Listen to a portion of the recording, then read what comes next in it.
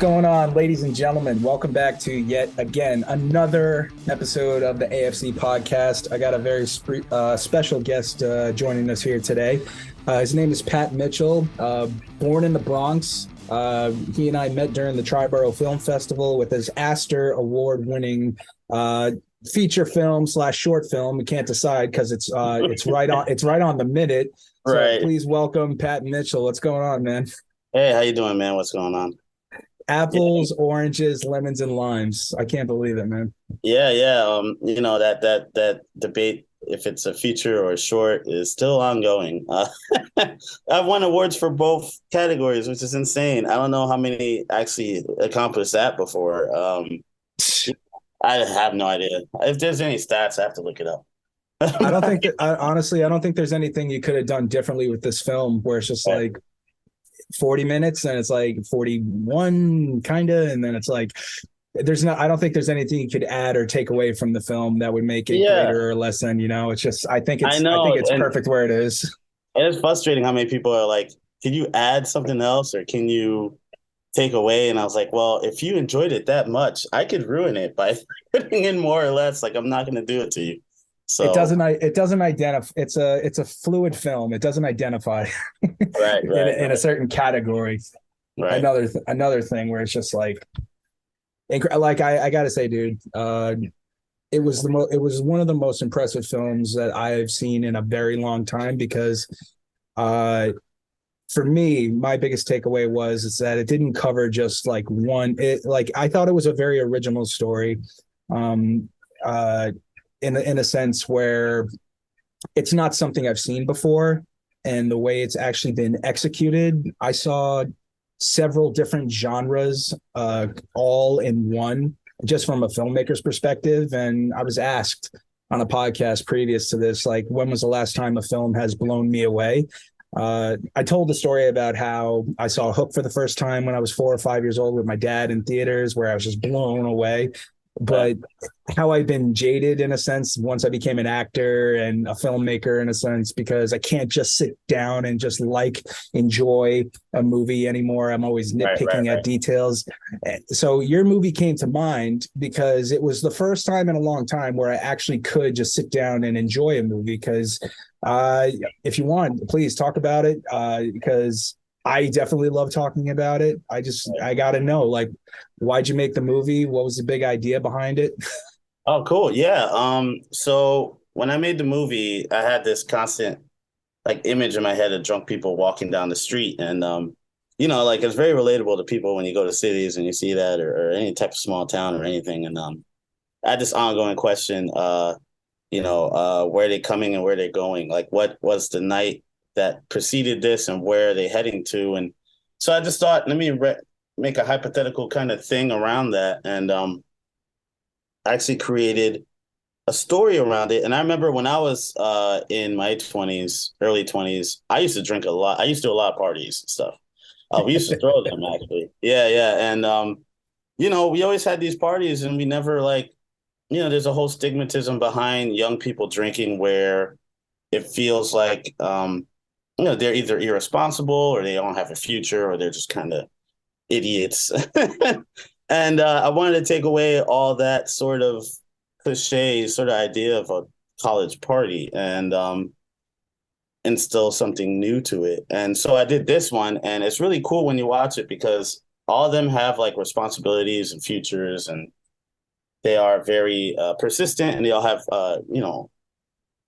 optimism of what's going to happen instead of like just teens that just needed to do it for like self-medication or something. So that was one thing I really wanted to do. And then another thing I really wanted to do was I've never written a love story before. Like I've made films before and they're always like tortured romances or like lost love or something tragic or something very down and out. And I remember telling myself like when I was younger, I used to write about older actors or older like people. And then like as I got older, I started thinking about writing younger stories. And this is the first time I actually went out of my comfort zone and wrote a romance movie. I don't like romance movies that much. So I figured, let me make one for me. And I'm sure people will appreciate that. So Yeah, that's what I did. And I don't know how many romance movies actually have a running scene getting chased by a car, but I just wanted to do all these really different ideas that I had in my head, and some of them were actually last minute kind of things while I was driving, thinking in my head, it would be really cool to see this because I've never seen it before. So, Right. and I created a really good story where there's a sense of danger, but there's a sense of like naivety of walking through the streets with someone you like. But there is a lot of danger in that. There is a So lot of danger in that. yeah, so I wanted to create a story like that, and What's the worst that could happen? exactly, yeah, yeah, and it's really cool to see the response from it because I really thought people weren't gonna like it. Because when you see drinking movies, you always assume that's gonna go to like the crazy or super strange or like by the end of the day, someone's either gonna die or someone's gonna jump off a building or something. And I took all that away at the ending, and a lot of people actually prefer what I had, which is really good, really awesome that people did. Because yeah, I, I couldn't agree more because it started out that way where you kind of felt like, okay, here we are. It's just people at a right, college party. right. But I mean, I don't know for those who just watch it once and they just get it right away. But if you did watch it twice or you're in the business and you could kind of see past the cliches or the scenarios, that was not it for me at all. Like I didn't see a cliche. Not even a little bit. It was very suspenseful. The car chasing scene, when I was thinking about it again, I'm like, this guy just hit film noir with some of those shots. Yeah, And, I'm a like, huge fan of that stuff. Actually, I one of was my biggest motivators was film noir. I really was. I was blown away because, like, even with romance, and there was definite comedy. Like the supporting actress, she had some moments where, Oh, like, right, I even with yeah. the writing, I'm like, I can't believe she just fucking said that. But it's like it's no, it's so true. But no, like, and I think you know what I'm Right. talking about because Yeah, it's like yeah. and yeah, we laugh because it's like I can't believe that just happened. But maybe I guess that's what girls do for their pep talk. I'm like, all right, Right, let's see right. where this.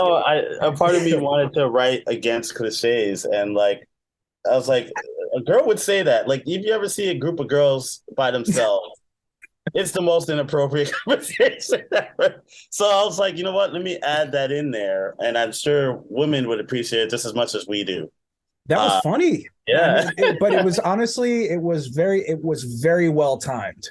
right, Honestly, I think that's what made it really work, and especially when you had just like two bros from middle school just talking one on hmm one, kind of like patching up an old wound that may have been, unaddressed for a long time, and since they right, were, all together in the same room, she's like, why not just talk about it now?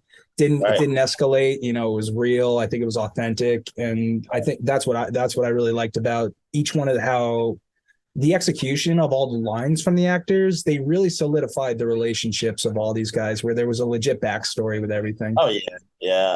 you I know? always try to add, I always try to make the movie feel bigger, like the sense of time where something happened previously and you get that along the way. So writing the dialogue was pretty awesome actually. And I keep trying to write alternate scenarios, like the idea that he's upset that his friend didn't take her on on the prom date. It's like this is one of the most selfless things someone be angry over. But it's hilarious because even my friend Ashley, who's a producer, she's like, "This is the dumbest argument." And But it kind of I think it really made sense. And like, it did. but it works. Yeah, it works. Yeah, It really it's not works. what you expect. Like everybody was asking me, are they going to get in a fight later? I was like, why would they?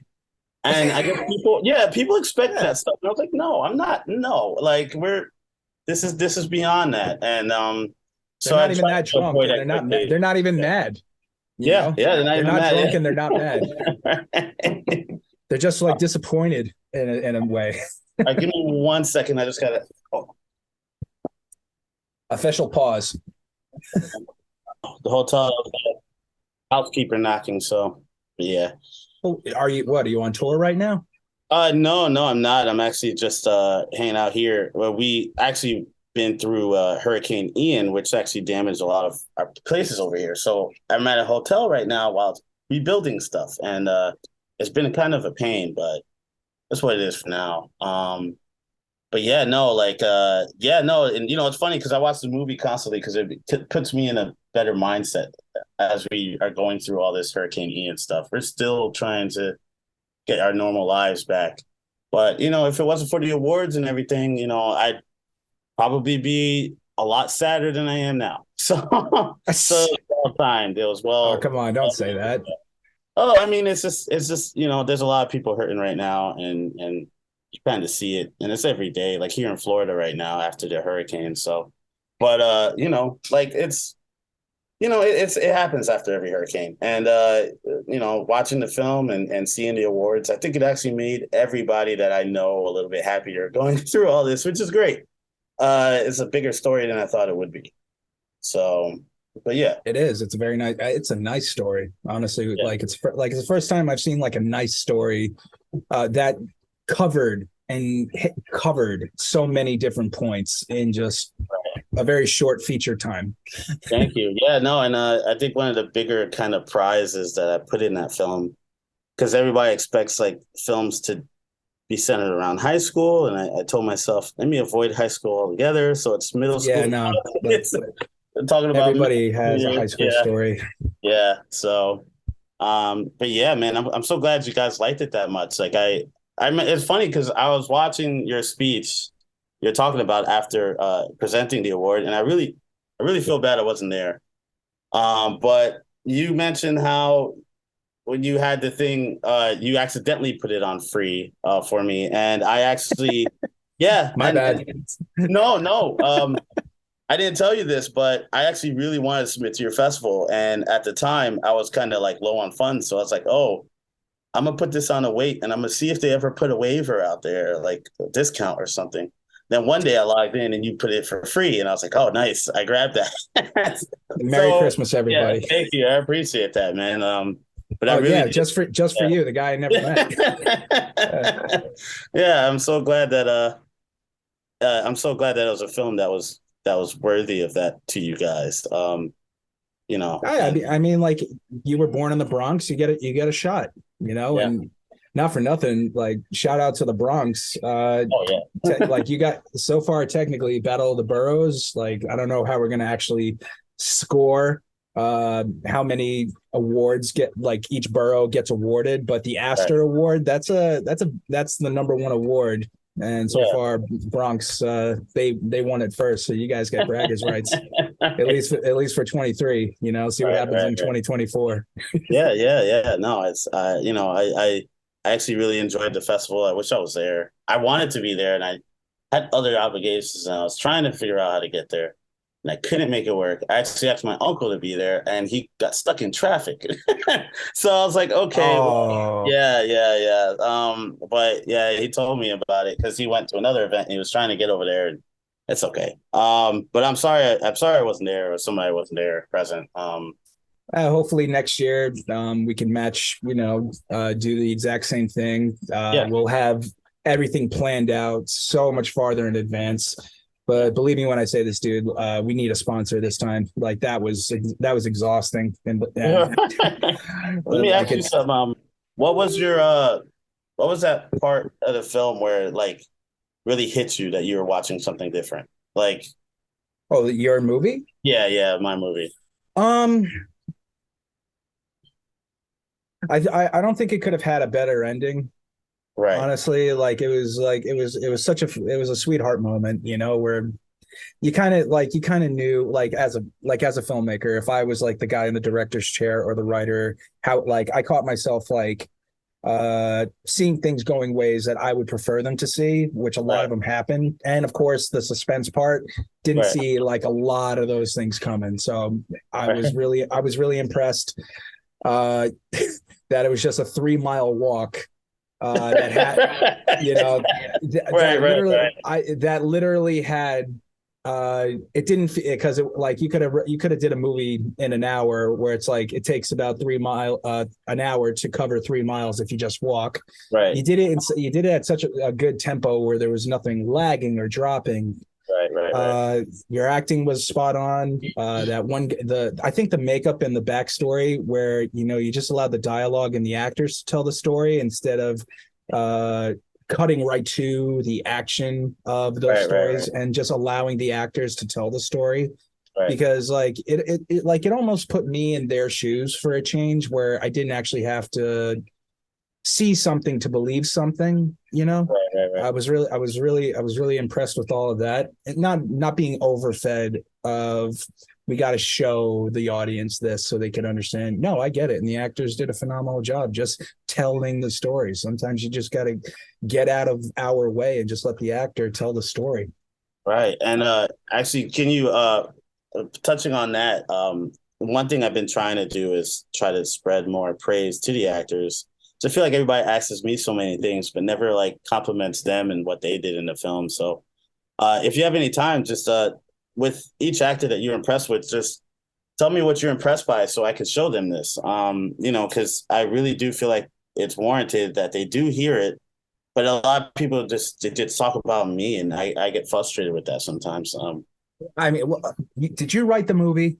I did write the movie. All right, all Right, right, right. so just take the fucking compliment, dude.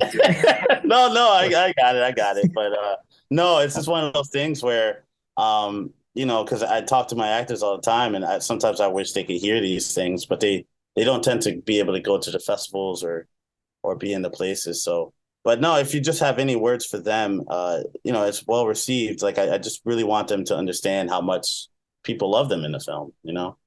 I think, well, like we'll get them on the podcast in just a matter of True, time. true. Yeah, yeah. They are going to listen to this Right, episode, I'm sure, at right, some right. point in time, and maybe just maybe they'll actually come back to the film festival in January, where Oh yeah. I don't know, or actually, wait, everybody for the most part. No, they're from like born and raised in Florida for the most part.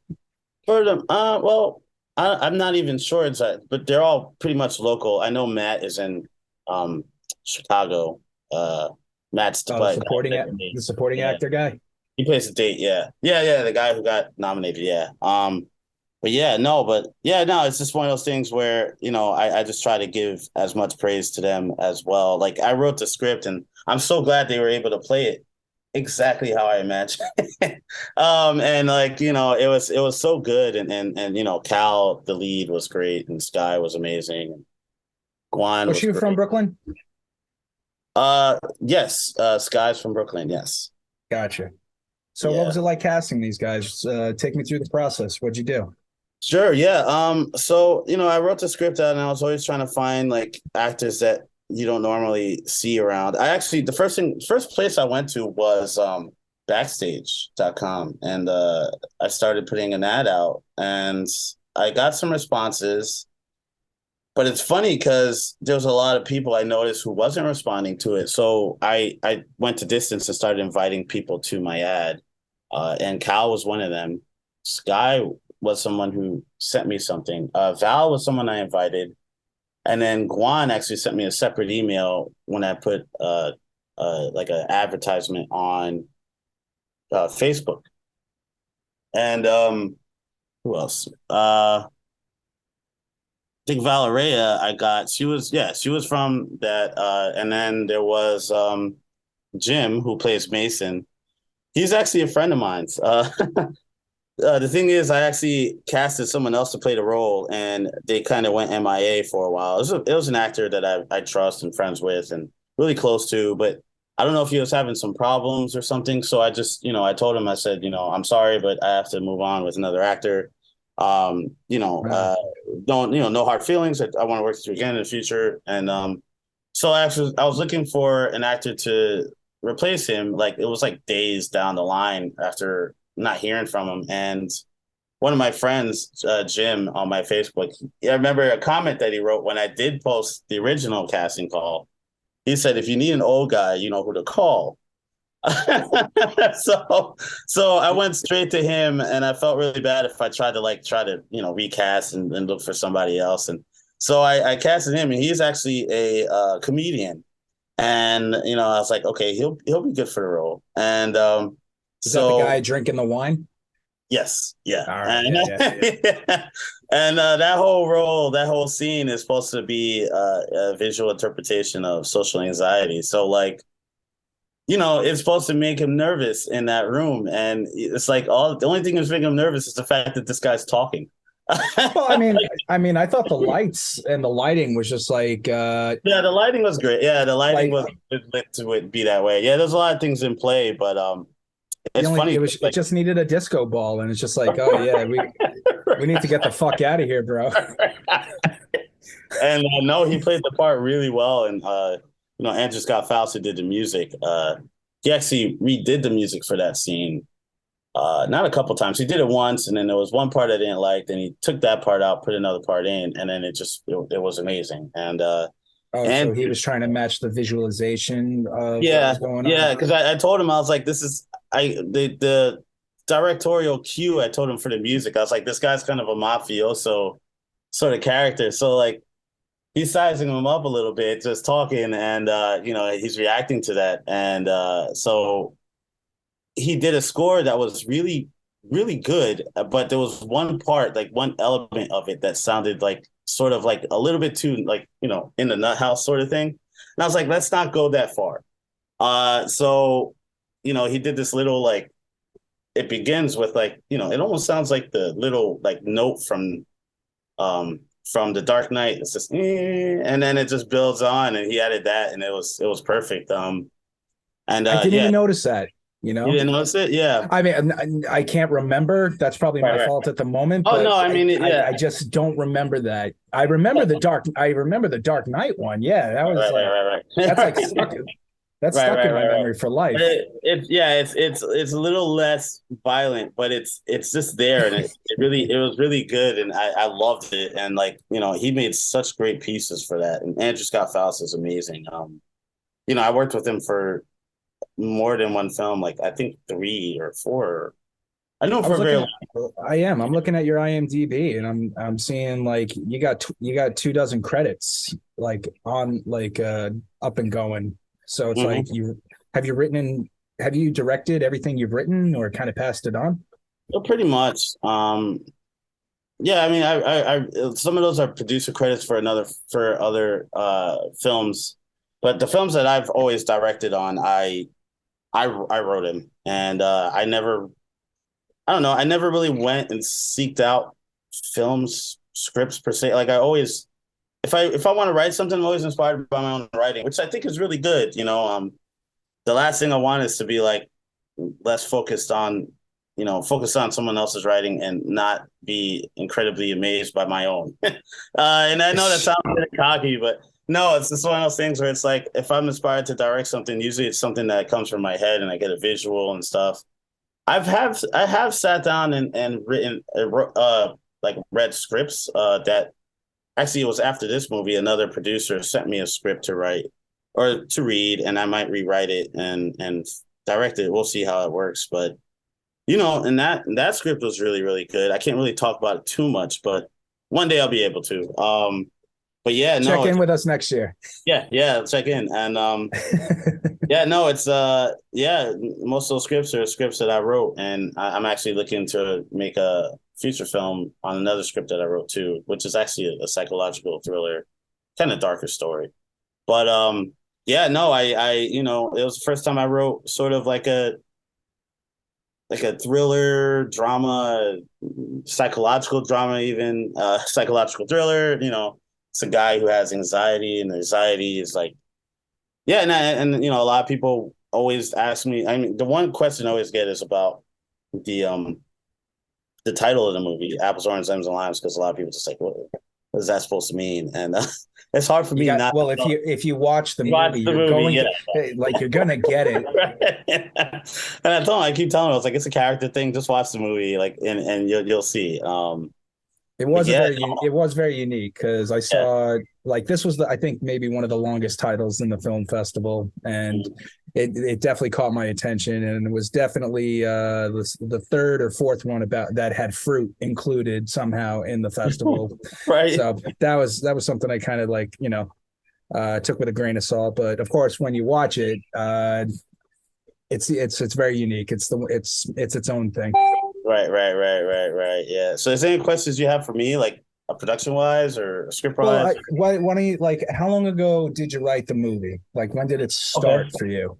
Um, it was during the pandemic. I can't remember exactly what month it was, but Can I we actually started. say that the pandemic is over? Like we're I like I hope we so. we moved past it now because it's like it was there. Right, Now right, right, we're not wearing masks anymore. I'm right, sure right, Florida right. has its own thing going on, but please go Yeah. ahead. I don't want to interrupt. Go. Yeah, no, no, no. I was saying that, no, it was, yeah, it was during the pandemic. I wrote the script in a month and a half. Um, and I remember writing it because I told myself, I was like, I haven't made a film in a long time. I want to make something, and I want to make something that's really like different.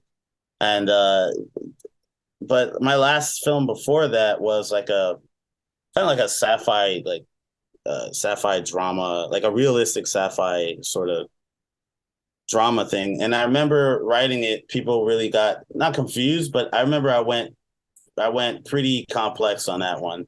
And as much as people like it, some people still ask me questions about it. So I told myself, let me write more of a straightforward story, and still make it smart, but more straightforward, more easily obtainable, something that people could walk away from with all their questions answered, basically. And so that's basically what I wrote. And so yeah, I wrote that in a month and a half. I believe it was like the beginning of 2021. And yeah, and then after I was done with it, I basically was wondering if I should make it or not. And I remember giving it to a couple of my friends, asking them what they thought, and they thought it was really, really great. And I remember telling myself, I was like, either, and actually the script is actually like 35 pages. Like it wasn't a 45-minute movie until I started like, doing the whole director thing when you're driving, and then all of a sudden the scene pops in your head. I was like, I should write that down and do it. And so yeah, there's some moments in there that's where that spawned. But yeah, no, it was a really easy script to write too, and it was interesting because it was just a different take on drinking alcohol and Mhm. missed connections, and yeah, a lot of different ideas and themes behind that. And yeah, and then the whole cliche thing about the popular girl and what happens to a six chick when the movie's over and they graduate. And that was kind of like one of my ideas in my head. I was like, let's write what happens when all the cliques are gone, college is the school's gone, cliques are gone, friends moved out, and now you're by yourself and you don't have everything that you had. So that was her anxiety. And and I just capitalized on that. And Cal's character, Henry Hen Boyd. When I wrote him, I just thought of like, people who go to parties, but sometimes they just don't want to be there. They rather be home, and the anxiety of that, where you're like at a party and then you realize it's not the house that you're supposed to be in. Like your friend is the person that actually brings you out to parties. And that was a big sort of I thing remember that I being at wanted my to, first yeah, party like that. yeah, We yeah, that night actually is a memory of mine too. I get it. yeah. Yeah, and I it's didn't all think about that until just now, but yeah, yeah, I know. it's always one of those things where Not where safe. yeah. We probably no. It's just, I never thought about that, but you're right. Yeah. But yeah, like yeah, and it's basically that's where kind of the love stuff comes in. Like even there's love between his character and his best friend, and you can tell right away like they really like even though they say like stupid things and they clown on each other, by the end of the day he's like, oh, this girl that you used to be in love with, she's here, you should talk to her. And it's one of those things where it's like, yeah, I uh I remember writing him. He's that guy that everybody should have. He's a friend that brings you out when you don't want to be somewhere. Brings the best out of you when you feel like you've done, that basically where you are is good enough. And you know, Right. Henry needed somebody like that. And so I wrote him a character like that. And it's really nice to see them. And you only see them for the first half or first quarter of the movie, and then it goes off to the love story. So um but yeah, and that missed opportunity sort of idea is really, really cool because Yeah, this is a girl that he hasn't seen in a very long time. And you know, in my when I wrote it, I kind of intended the fact that they were in middle school and they went to separate high schools. So he always thought about her. And then he just Yeah. ends up, yeah, always ends up at a party he's not supposed to be at, and she's not even supposed to be there either. They both randomly there and they find each other. She doesn't know who he is, but he absolutely knows who she is. And you know, and it's I thought it was great. I thought it was a great like story mechanism, and there's some twists in it. I don't know if I should give away too much of it, but Honestly, um, like back in the 80s, we had the Breakfast Club that kind of right, talked a little bit about this, but it was actually during high school. And right. then all of a sudden, the last day of high school, it was with Jennifer Love Hewitt. I forget the name of the movie though, but it was literally like she was the most popular girl in school, but the guy was in love with her since freshman year at that Oh, same high I don't school. And remember then that one. I have to check that one out. well, I'll probably look it up while you do another monologue. But Right, uh, right.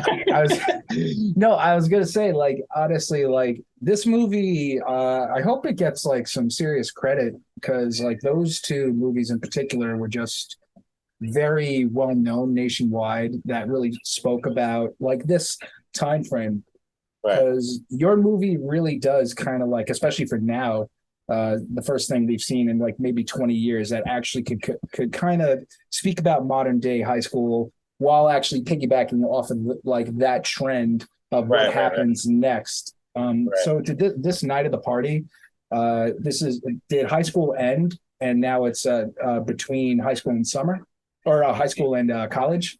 Yeah, yeah. When I wrote the script, yeah, it's intended that yeah, basically they're graduates and they're at a space where they're trying to figure out what is the rest of their life, you know? And you know, Henry Mhm. hasn't figured that out yet, but she has a pretty good idea of what she wants to do, but she's still hung up on her past to actually move forward too much. That's where Henry comes in, really. And because Henry has all the coping skills and she doesn't because she's not used to it. So like yeah, and it just basically there's a lot of ideas I was trying to write in, and yeah, it was definitely reminiscent to older high school movies, and you know the spin was like we're not even talking about high school, we're avoiding it, and I was really trying to like spread this emphasis on the fact that high school is one of those. The thing about high school is the way I feel when you get into high school, you're already in the clique that you're already going to be in for the 4 years. Usually it's middle school that kind of graduates your character before you get there. So I Shit. always thought, yeah. So I always thought in my Yeah. head, I was like, middle school is something that people don't talk about, and that's a really big avenue because when you get to high school, you're either nerd or jock or you're already there. No one's ever thinking that you're going to be something different, like, and you're kind of scared by it. But you know, the growing pains usually happen during your middle school years. And I always wanted to do like, you know, my first crush was definitely in middle school. So I can't even remember her name at this point, but um, yeah. And I just kept saying, you know, let's put some emphasis on that, you know, and high school is just one of those things that you get through, but middle school is usually where you change. And yeah, and I just wanted to shine some light on that. So Yeah. It's kind of tough. yeah, Uh, I do. I remember middle school, like by far the most lonely time period of my entire life. right, right. Yeah, that's where That sucked. that's the point where you do have like one friend you don't want to talk to anybody and like yeah you just kind of you're good where you are and you rather not try to change too much and yeah so you know and I just you know just put some emphasis on that and this idea like it is deeply connected to who you become after high school and I feel like people avoid talking about middle school. Maybe I might rank a middle I, school. I don't know. But you uh, know, I think somebody tried to do that not too long yeah, ago. It was like, I think all these kids were probably in the fifth grade, maybe not the sixth grade, but I forget. Like it came out in theaters, and I think it was an alien movie or something like that, but it wasn't. They were like, damn, it came. oh, It'll I probably think come. I've It'll seen that one. Is that the one with Wilson? Uh, what's his name? Owen Wilson. Oh my God, was Owen Wilson in this? Like, there it was it hasn't was a, it was a superhero movie, something and like that. Hold on, yeah, like, and then there's the Good Boys too. I haven't seen that one yet. but That's it like, came out in like 2011 or 12 or 13, like right oh, around that's that way time. back then. Yeah, Yeah, that's like this was a middle school kid film, and they're probably all like maybe graduating college by now. All right, those right, like right, right. child actors. Yeah, but yeah, no, it's just one of those things where trying to write something that's broadly different. It's like let's change the core of the movie. So, um, yeah, and I think I think it's working out really really well, and I'm really glad to see how much people like it because I honestly thought people would be like, oh, they don't do anything stupid, and I was like, because I saw there was a preview for what's that movie Brad Pitt's in, and they're drinking and But Babylon, Babylon, yeah. And I was like, yeah. that's the typical drinking movie that I think of. And I remember watching the trailer for that, and I told myself, oh, where'd you go to? I'm listening.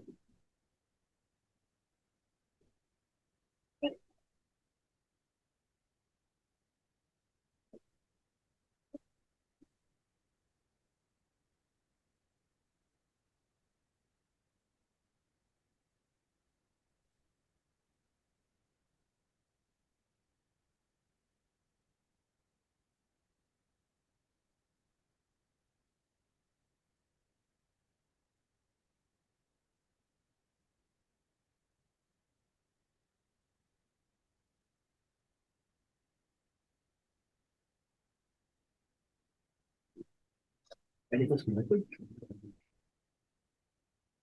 Did I get disconnected? No, no, no, no. You're good. I saw you walk away, and I was like, oh, what happened?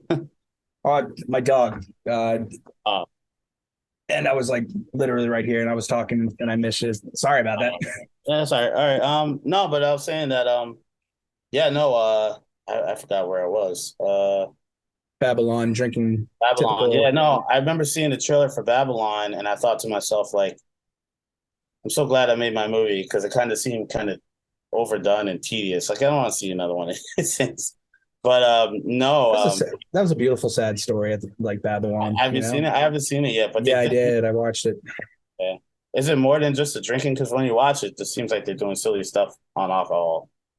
And No, it had I think alcohol was sort of like at times a bit of a tool, but it wasn't like too cliche. It was like it was involved, but it was okay, definitely not a drinking movie or anything like that. Far from it. No, it's like it's actually a little bit more impressive. Like one of the main characters, who was the more or less like like one of the lead male actors, right, very little to no acting credits in his like uh IMDb, okay, but he had a lot of experience like doing behind the camera, behind the scene work, which lend to the character he was portraying spot on, you know?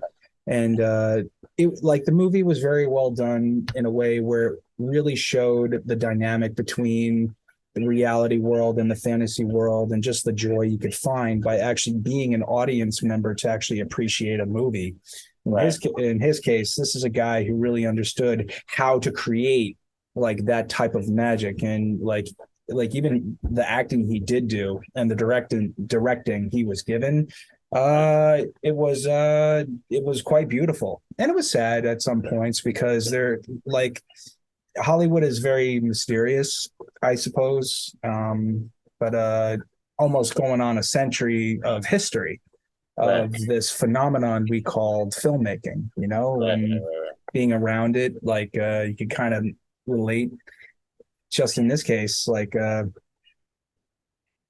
it could it could really catch up to you, and they really showed how that world could consume you, and maybe turn you into somebody you never wanted to really be. right, Uh, right, Not to kind of like come up with excuses, which there weren't any or anything like that, but it's really easy to get lost in that world, and a lot of the characters, for the most part, unfortunately, they did, and they found themselves at the same time kind of like because of it and surrounding it, and right, it's filmmaking is very, it's very interesting because like we're actually able to recreate life, right, in right. that's, that's the most like interesting thing, that I found about being in this. And I can only speak as an actor because that's the majority of my experience. Like I've never made a movie really. Like I did one biopic in college, but I did that with somebody, and it was just not really me directing it. And I've written some things, but it's not like it's ever been.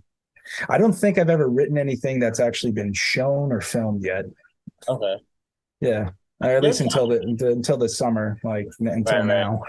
There's time. Yeah, no, filmmaking for me, like I always, even when I made Henry, Hen Boyd and all these characters, I always like look back at like, even like Star Wars and like, really big films and where you create these characters and they start breathing a life of its own.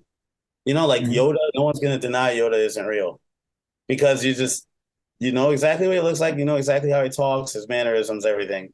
Yeah, he's a fictional character, but he lives inside everybody who knows and sees. If you understand like what he, I Yeah, don't even know what the hell he is. We just call him Yoda. I don't think anybody knows what he is. Like, yeah, and I always think that's the coolest thing about filmmaking is you could literally create worlds that sort of exist in your head, and it'll never be in real life, but you meet somebody else you've never met in the other side of the world, and they know exactly who you're talking about, which is really interesting to me, and I think that's the power of like cinema these days. And so I usually try to bring something like that in sort of my movies and try to bring these characters that people will remember even in other countries and other cities, and that's something that people could even build upon themselves. So, mhm. I really do think it kind of translated making the film and seeing how crazy it is. Like we got into 8 festivals since last weekend. How many And festivals did you get accepted into by now? 130. Fuck out of here, bro. Stop. Yeah. No, Yeah, I think honestly now you're just showing off. Like you got to stop. no, but people are saying that. Yeah, this is from Sunscreen. I went to Sunscreen last weekend, and It's all blurry because your background. let me see if I could. How do I got to put it where I am, right? If Yep. we see your bed frame, it don't matter.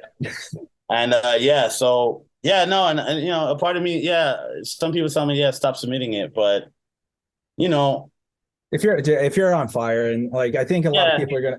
It's not even about the awards. I don't think like a lot of people get to appreciate a movie like this. right. And a part of me just feels, and like the whole distribution talk, like I worry about trying to get it distributed because I hear all these horror stories about how, because even when I try to get distributed from the last distributor I talked to, they were like down talking the idea like it's a 45-minute movie, there's no star actor, blah blah blah blah blah. And I was like, so if I give it to you, you're just not going to take it when realistically. it, Like, you're not going to take it seriously. And and I've been getting those type of responses from people, and I'm a little reluctant because I don't want them to side shelve it because they think that it doesn't have a star actor, it's not any longer than it should be, and it's like, well, I have all the accolades, like at least treat it with some respect and not like and so I yet to found a distributor that doesn't down talk it. So I don't know if they all do that. It's the first time I ever branched into that. So there might honestly, I don't know, because even like at this stage in the game, and I first became an actor in 2008, and to me, it's all still like a mystery. What is the whole process? right. Like, and it's dude, it's very mysterious, Yeah. and I think that it does seem a little bit cliche because there's not like a real actor involved, which I understand. Yeah. I've been overlooked my entire career. Um, I think because they don't have a way to get people to watch it because of the actor, which basically is like the bait on the hook. Welcome to Happy Corner. This project strives to make safe housing areas for stray cats at an affordable price. It's so easy to put together that even your children could have fun making one. Help keep cats and other animals safe with their own little Happy Corner homes. You can help this project become a reality by donating to the GoFundMe page. Happy Corner homes are a great way to show those animals in need it's okay to be happy.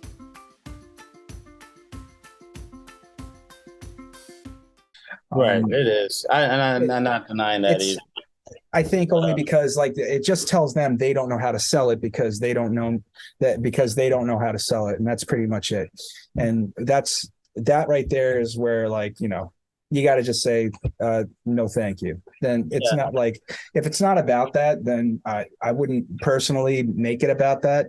I think I don't know exactly 100% how Tubi works, but I think that puts a little bit more creative control in the right. filmmaker's hand, because it's like, I don't know if you're renting out that theater space where you're getting admission, or the sponsors cover the cost of all the ads in the front, and it's going to Right, pull a lot of views on it. And at the same time, like, because your movie has like it's very simple and likable, that come on, 100 over 100 film festivals, like within a year, and year and a yeah, half. So how many awards do you think you got? uh, 56, That's what I 50 mean. wins, yeah, and 42 nominations, That's what I mean. There's 14 got, like, honestly, I never don't sign a thing until you've spoken to somebody who's already been, like, who has their film that personally in. right. I think there's some. I think, honestly, this film in particular, uh, being this rare, being this very rare, Yeah, I think it could be taken advantage of a little bit too easily. yeah. And, like, it's just not, honestly, like, if you really wanted to, like, try to, like, make something on the back end, I would go old school and just make it exclusive for DVD on demand, and just, like, and just put them in the mail and just say, if you want I it, all actually, right. Like, I actually met oh, sorry. No, I'm saying I actually met an actor who gave me a great idea, and I'm contemplating in my head, but I really don't want to go and revisit it. But so I met uh, I got my phone. His name is oh, I was just talking to him recently. Um, I met Larry Romano. I don't know if you know who he is.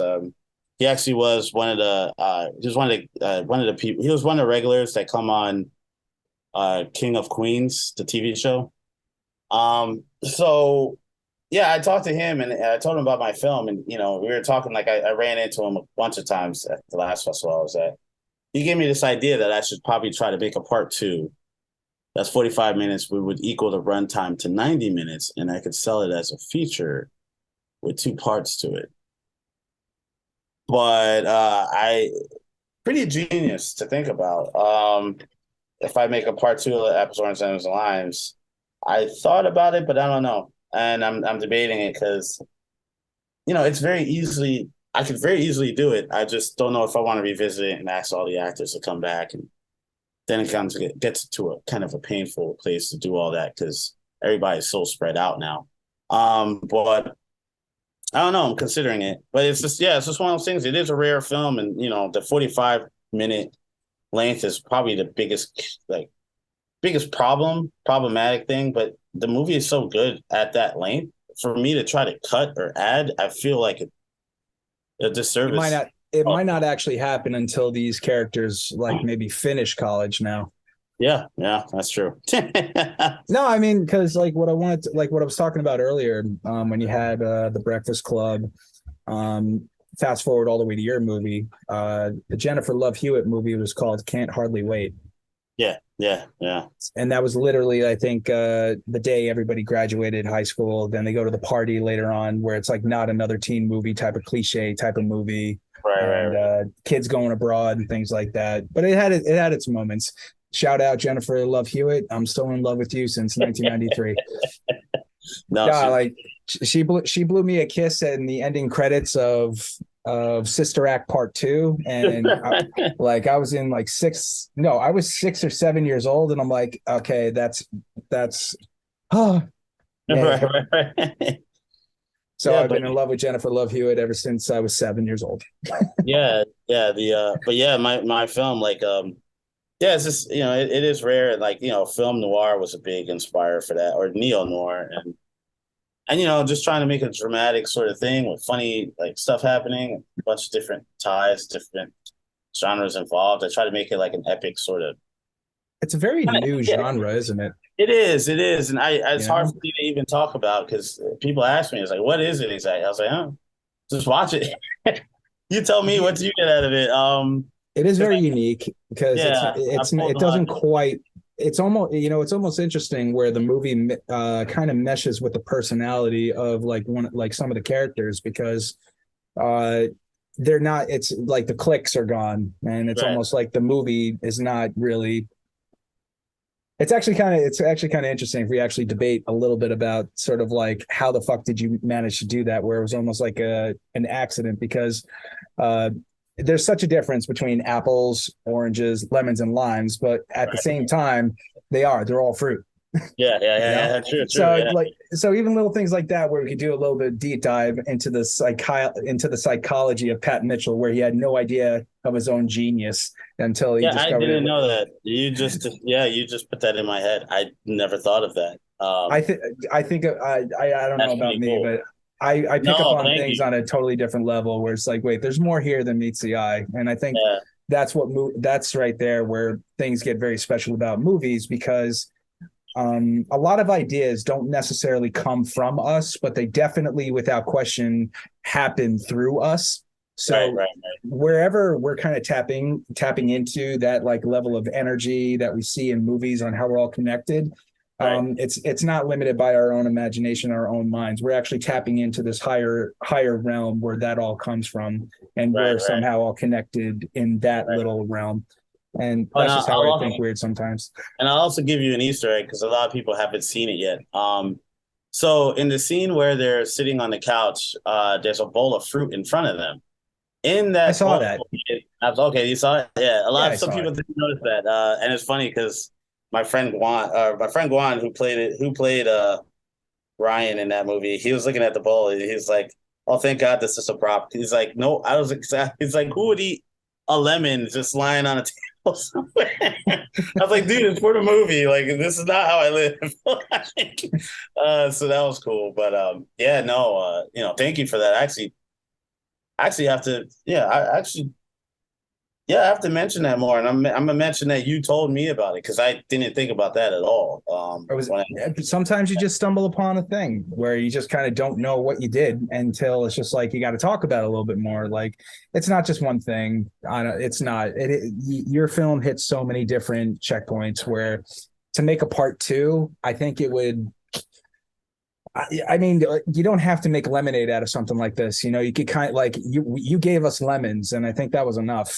right. You Thank know, you. like I know, I mean, surely, like there's a lot of things that the movie did talk about where it's not necessary to continue. I would like to see personally what happened to these guys like Right, afterwards, like where are they now? But I think that's what makes it a little bit more interesting and beautiful because we're able, like for us, most of us, I can't speak for everybody, for me especially, uh I was able to actually understand what had happened and not assume or presume what's going to happen to them down the road, but I was able to relate to them in a lot of those moments where sometimes you got to just take a seat back and just be like, you know what, they're all going to be fine. You know, yeah, yeah, they're gonna figure it out, especially since it's literally like before college. yeah. Like they have no idea how much like how life is going to suck after college. No, but it's just like, you know, I just like that. I like that the most because not a single one of them uh, have debt, you know, for the Mhm. most part. They can literally be free, be themselves, uh, have like, be given an actual legitimate choice of maybe potentially doing absolutely nothing, you Right, know, because right. like I don't know about you, but I personally do love sometimes doing absolutely nothing, I cherish it when I can. you know. But, yeah, but no, If and yeah, when you can, just like really yeah, appreciate do nothing. yeah. And it's funny because yeah, I left the movie open ended because I really did want people to think about the movie after. So I kind of wrote it in where yeah, he tells his best friend, it's like I'll tell you when I get there, and like by the time the movie ends, all you're thinking about is I wonder what he's gonna tell his friend. And it's really cool to think about because it really worked, and I was trying to find a way to like cycle back to the beginning of the movie to make sure everybody remembered where it started.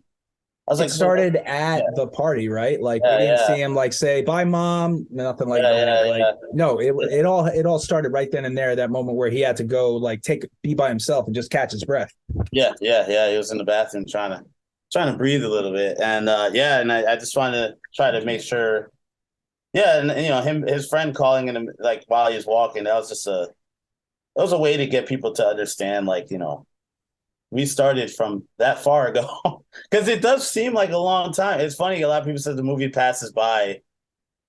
It passes by really fast, but there's so much story that they forget where it started because they're so caught up with how it is in the moment. So like trying to remind them like he did have a friend and he was at a party and they were partying, like you get the full scope of how far the movie goes. And I really dig that some people actually got that out of it. But yeah, no, it's just a lot of thinking when I wrote it. But and a lot of those times I always write in a stream of consciousness. So I never really pre-planned too much of where I'm going in the script. So So um, basically, you were having a meditation experience, and we all got to experience that. yeah, yeah, exactly. Yeah, And yeah, no, a lot of people love that last walk, after she gives him the number. And like, he's just walking at his I think own. that's And all you need, yeah, honestly. yeah, Like, I think I hate to say it, but I remember when I did my first movie where it did have a similar ending where literally like it was about the guy going on a date with a girl, didn't have the right, courage to do it. That different story, but at the same time, I wanted to really know what happens like right, later, part two, the feature film. No, like sometimes you just need those little moments where you could just really connect with the characters, and it's better. Unfortunately, I hate to say for the film that it doesn't need to be expanded upon. It right, doesn't it doesn't need anything else. Like right, there's right, always right. room for growth, which is your personal growth, I think, as a creator. But when it comes to like the simple things uh, sometimes it sucks, but you just got to leave it alone. Yeah, yeah. No, I'm actually I love it the way it is. And everybody, I had people ask me to take out, minutes so they could put it in their festival, and some people said add more so you could put it as feature. And I was like, if you enjoy the movie so much, I don't understand how you could ask me to alter it. Yeah, and I it's not don't only get like it. I'm not Yeah, like and what am I supposed to do? Like exactly. why do you It- want me to be like it's putting a you in a weird. certain category because what you're not being fair to everybody Yeah, else? Or, yeah, hold on a second, we can't ask him to change just because it wouldn't be fair for everybody else. But meanwhile, the movie is what the movie is. You just yeah, happen to be just unfortunately right on the line. So make yeah, an yeah, executive decision. yeah, Don't exactly. Yeah, yeah, like so what? yeah. But yeah, Still, I think that's what makes it a little bit more like funny. And I don't know yeah, if you did do it on purpose, but it's just like that's what I mean. The movie's just so unique where it's just like, what the fuck, bro? How did you do that? yeah. And I appreciate you putting it in the festival, man. I was wondering, I was like, yeah, You put it in the festival, you met the qualifications. I didn't have the right to say no to anybody. true.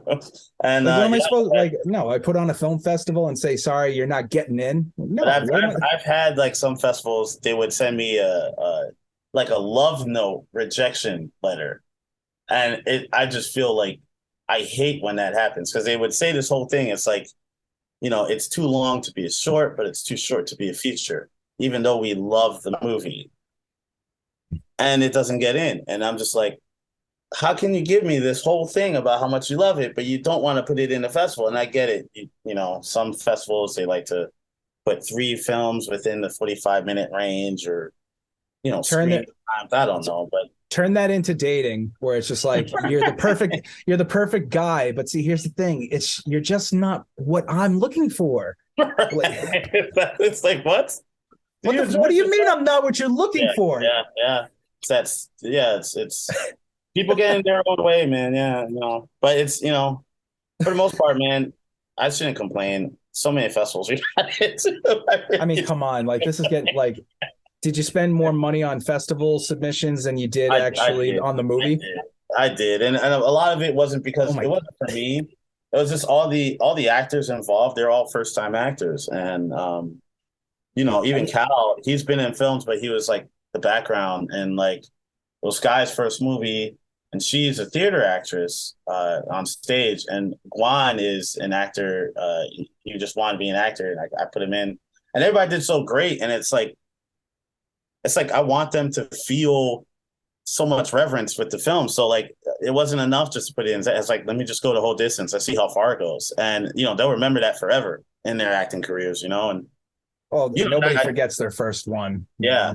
And I just some people have awful experiences with their first films.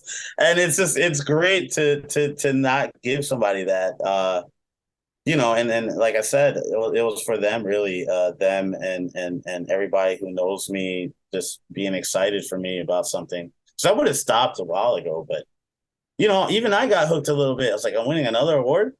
Could it happen here? Can it happen there? Could it happen in Croatia? Like Korea? And you just start throwing it everywhere. And like all of a sudden you get an award there. It's like, really? That could happen? And it's just testing your limits and not doubting yourself too much and not holding yourself back because you feel like enough is enough. It's like it really isn't never. Like I could keep going. Like like it makes no sense to stop. If you're getting that much attention, I'm sure other filmmakers who have less. At this point, it's just like let's see how far you can. No, it's exactly, like how far can you take this now? Exactly. So that's basically the motivation behind it. So. Do you have a deadline where it's just like, it's been about a full year of consistency? Yeah, yeah. I told myself I'll give myself 2 years of submissions for the festival. So I kind of made my last submission actually yesterday. And that's the slam dance. And we'll see how that goes. But you're still tempted to do another couple here and there. It's just like, I promise I'm going to quit. It might show up. Who knows? But yeah, man, I just, it was just one of those things where it's like, enough is enough. It's time. Plus, I have all these other projects that people want that are asking about what's next and feature film that I want to do, another feature film I want to do, and like I said, I am basically I'm milking this whole experience, man. Like you want like I'm sure there's a lot of filmmakers out there who are just like me, thinking I'd do the same thing. So like after all this time, why not just ride that wave, surf it for as long as you can, and appreciate it as much as possible. And sure, and as I'm just fulfilling my own sort of thing I wanted years ago. With every film, you wonder like, is it going to go that distance? And then when you get there, it's like, okay, how much further can you go after you succeeded in what you wanted? And like I said, I surpassed every expectation that in this film. And even the actors, they're like, oh, they thought it'd be like a neighborhood sort of film. I was like, no, it's not global. We're taking it global, man. I'm sorry. So, to their surprise. And it's funny because when you make these things, you never really understand, like, your actors have family members and their family members have family members. And then they see it. And it's like, you never think about them. And like now, like every actor that was in that movie, like all their family members added me on Facebook, told me how great it is. Some of them think of it. I'm their new favorite director. Like it's crazy to think about, And I remember Valeria. She has an uncle in Italy. He had no idea. Like, it was in Italy, and like, and I haven't him. He adds like likes and hearts on my post about the films. And I was like, who's this guy in Italy? And I realized it's her grandfather or something, or maybe her uncle. I don't know, but it's what a weird. Sweetheart thing to do. Like, it's like who's this person? Like you realize it's like family members, yeah. And then you kind of figure out like it is beyond you when you release it. It really is. Like you don't expect that, and it's awesome seeing like how much love they have for the movie and how much they respect that and how much they probably are proud of their own family members for being a part of it, and I say, let's keep up the joy. Let's keep it going. Let's have people amazed. Why not? Why stop there? So that's probably the biggest motivation of it all. Just people involved and seeing them be happy for something, that's probably the biggest thing. So what's the best way for people to see the movie if they actually for once want to just check it out and watch it? Yeah. I have it in festivals coming. I'm trying to find a spot. If anybody does want like a direct access to Ask Me, they could always log into my Instagram at pat.e.mitchell. You could ask me directly, send me a message. But I do post every festival that it gets accepted to as soon as it gets accepted on my Instagram, and I try to keep up on when they actually screen it. But I'm still looking at the distribution number. Part of me don't want to do that because I still have pending festivals that may look at the film differently once I release it publicly. So Mhm. I've been trying to avoid that and trying to keep it in festivals where I think it's the most fun to see it in a festival because you hear from people like I talk about this story all the time. So I know how long is wow, we're going really long here. But We're almost at it. Like we're at an yeah, hour. okay, We could yeah, always cool. come back for a part two when you kind of Okay, like. yeah, no problem. Yeah, but yeah, there's one time I got an email from somebody. It was a filmmaker who talked about how much they loved the film and the ideas behind it and wanted to know more about it. And they said that it's a filmmaker from Georgia. The country. Was in the know. Yeah, Georgia, and then yeah, and I like me. I thought I really did think it was like okay, he's from Georgia, Atlanta, like Atlanta, Georgia, Oh, the and state. yeah, and I looked up his Facebook. Yeah, it was Georgia, the country, and I was like, don't tell me I'm having a filmmaker from Georgia tell me how much he loves my American film. That's a whole different thing when you think about it. And even when I went to, I got the film accepted to Portobello Film Festival, which is and I urge people to submit to it because it's a free film festival. You submit for free, and they play movies for free in London. And the film festival has been going on for 27, 28 years. I did a message about it just before the podcast. Yeah, I got nominated for best international film.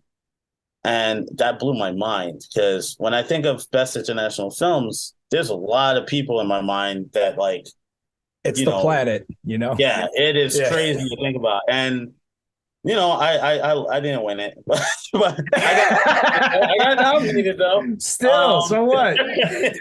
I got nominated though, and that was enough. I was just like, wow, this festival in London, like 27-year festival that's seen every I single. hope that other movie didn't suck. Whoever did win. Well, I did look it up. It was actually, and I talk about it with my producer Ashley. It was a documentary, and I was so upset by it at the time because they have a best documentary category. Category. So I was Oh, like, so why is there a documentary in the best international film category if there's a documentary category?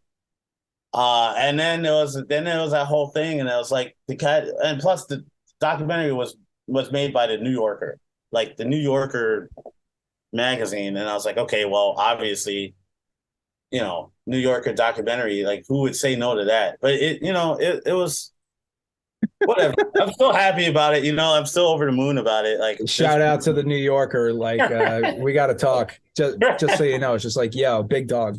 right. But yeah, like, just that, and my film, like the budget, people are amazed by the budget, how much money I spent on it. I only spent 15 or $1,200 on the film. Yeah, come on. No, I'm not even joking. No, I like. We probably spoke about this before, but I don't remember. But I got to say, dude, like, well done. Yeah, Very well done. yeah, and it was just one of those things where I wanted to. A lot of it was me doing a lot of bulk of the post production stuff, but the actors, they were on board. They did it for free, as much as I didn't want them to. I'll say that now. Like I feel I I don't kind of have feel the money to be paying actors, so like I it's kind of want to put together like a follow up grant through the AFC just for you guys because we all thought it was such a good movie where it's like, here you go, put it towards your next movie, and if not, just like say thank you for the deferred pay contract. Like, right, yeah, and and like they did an amazing job, and they you did a know, beautiful job, honestly. yeah, No, congratulations to the whole cast, dude. You guys did yeah, you guys were an outstanding team, yeah. like all around. You guys did you guys were an all-star playing team. You guys did so well together. Yeah, and I remember telling Ashley, the producer, I told her, I said, we're internationally award-winning, internationally recognized filmmakers now. And that blew her mind because she didn't think about it. And, I don't think about it. And the more I think about it, it's like, maybe I should not think about it too much because I don't want to inflate my ego here. I don't think you can, dude. It's like, Yeah. I think you've done all of this for the right reasons. It came to you. It was such a fun thing. All the actors, I'm sure, like, I'll find out what they really think of you, and then you'll find out a few months later. So I like, no, like, from the vibe I've gotten, even from everything, I don't see one bad thing, dude. I think this is just the first of many, like, really, like, nice stories, like, just on its way. Thank you. Yeah. Yeah, man, I appreciate the award. I definitely do. Like, I had to pull rank. Like, not gonna lie, I pulled rank. I'm like, I'm not overlooking this one film that you got. I think you got nominated in 11 or 12 categories out of 16 categories. Where I'm like, guys, like, it was funny. I was watching. I was like, I'm losing to every single one. and I'm looking. I'm like, what am I doing wrong? Did I pick the wrong judges? No, I mean, like, the films that did win in their category outshined you in that category. Right, and then right. I'm looking at, like, it's not like we had best drama, best comedy, or where we could give out 50 awards. But if there was one thing that I could say where it was just literally the Astor Award on what it actually really represents, like, it was a defining moment because I pulled rank. I'm like, you know what? Technically, I'm in charge of this whole operation. This movie was definitely deserves the credit it is due. And I'm like, you know what? Fuck it. I'm gonna invent an award, and here we are. Thank you, man. I really appreciate it. I wasn't expecting that at all. I was like, there's another award. But yeah, I gotta say that Pendulum, that movie looks incredible. They did, bro. No, And I want to see it. I didn't get to see it yet, but I saw it. I was like, yeah, I'm not beating that. No, Danny, I met him. We met the day of the premiere. We spoke briefly at the restaurant next door. We even spoke more briefly at the award ceremony. Like, he sang all of that himself, and it was in Latin, and it was so on point. And of course, it had its comedy moments here and there, but the wardrobe was all customized. The music was all customized. The interpretation of the poem was 100% him. And I don't even know if they spent 35 grand on that budget, but I remember seeing, like, a very high number on their IMDb Pro on the quality they put into it, which they did. They did not cut corners. Yeah. And, it was like he played 4 different characters in that one thing, 4 or 5. Sometimes it was English, and even the cinematography was just, like, very slow and very well orchestrated, where they did. They definitely earned what they earned 100%. Yeah. Honestly, it was dude, it was competitive. It was competitive. There were there were over 40 films that really were going toe to toe with everybody. Like, it was a real battle over the boroughs, dude. These films were actually great. This was good competition, and it was fair. Yeah. And I hope to see it. I actually want to add him. I think I added him on Instagram. But no, that was a film that I wanted to see, and a lot of films on there. It looked very interesting, and I kept telling myself, I was like, I hope I win, one of these things, because it kind of embarrassing to be like, got most nominations and you don't get anything. But I was almost tempted, but it just wasn't enough time to put it together. Where if we had sort of like, how, like, maybe the film festival did close, or, like, that's it, the festival has come to a conclusion. I almost was very tempted a week later to do like the 24-hour encore moment where, like, the everybody's still clapping, and then you come back out, take another bow. I was very tempted to have at least all the films shown online for a 24-hour window where you could just pick any movie you want or something like that. So maybe next year we'll have an encore series of congratulations. Just watch it online. And I like to say, feel free if you still want to do that, because I remember you asked me before. If you still have, like, any ambition to just show the film again, just for your group or people of the festival, I welcome it, man. Go for it. Like a movie night. Yeah, on movie night or sessions or whatever you want. Like, There, um, yeah, I might take advantage of that because yeah, yeah. I got a brand new projector that go donated to us. I have a 16 or 20 foot like inflatable screen where we could actually sit down and just maybe watch a good movie at 9 o'clock at night to 9:45 at night. So Yeah, it'd be yeah, nice. yeah, yeah. Go for it, man. Feel free. I would love it. I appreciate it too. Yeah. Well, then you're gonna have to come to Queens for Yeah, the Meet the Q&A, bro. yeah. I'm working on it. I'm working on it, man. We'll keep in touch. I'll definitely do that. I just gotta I'll find the reach right. out to all your cast and crew and make sure like I follow up and get in touch with them. Yeah, yeah, yeah, But I gotta say, bro, like I definitely can't wait to talk to you again. I got your number, you got mine. yeah, yeah, yeah. Like please stay in touch. Thank you so much for coming on the podcast. Before we wrap up, we always have this closing segment called The Right Words at the Right Time. And All right. back in 2008, 2008, I was reading this book called The Right Words at the Right Time by Marcy Hopkins. And it's just a collective of interviews of public figures, athletes, politicians, celebrity. But at one point in their journey, they were our age, and not quite the household name they've become. Right. And the top question was, amongst all of them, was there anything that was ever said to you that have just stuck with you through all the hard times, through all the bad times, through thick and thin, that just help keep you going, to help you achieve what it is you have achieved? Or if nobody has ever given you those words, are there any words that you want to pass on of your Oh, own? oh no, this is gonna be awkward. It's your moment, So dude. You got to no, say all it. right. So yeah, I was a part of a film festival called Peace River Film Festival a long time ago, and I had the chance of meeting Michael Uslan. Michael Uslan is the executive producer for the Batman series since Keaton. So really big deal guy. So I was always very shy, very like weird about it, me not knowing how to engage in anybody that kind of caliber. And so we're hanging out at the after party for the festival, and I was talking to him just like anybody else, and it was an awkward moment. He started calling me by my first name, instead of Mitchell, or he started referring to me by my first name, and then there was a moment where he was kind of really tipsy.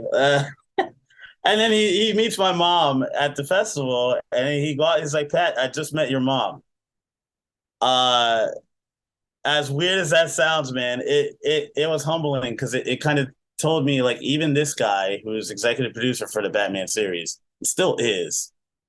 Uh, I could still talk to him, and he could still refer to me by my first name, which took a lot of fears away from like how big can somebody be before you get nervous talking to them, or where is your space in talking to someone like that, or how do you approach somebody, or even if you're worth talking to someone like that. It just ever since then I had no problems talking to anybody who's probably larger in life than you could imagine. And like stage frights are gone, and I could just simply talk to somebody because I have that memory in my head of the executive producer being drunk and saying, Pat, I met your mom. And it's like he's talking to me like a normal person. And I'm somewhat a normal person in front of him, and he's able to say that without like any type of, like I always thought, I always thought that someone in that caliber would not be, you know, even worth acknowledging that my mom's even in the room. So like it's cool, and it's one of the weirdest things, and I guess you probably never heard of a response like that before.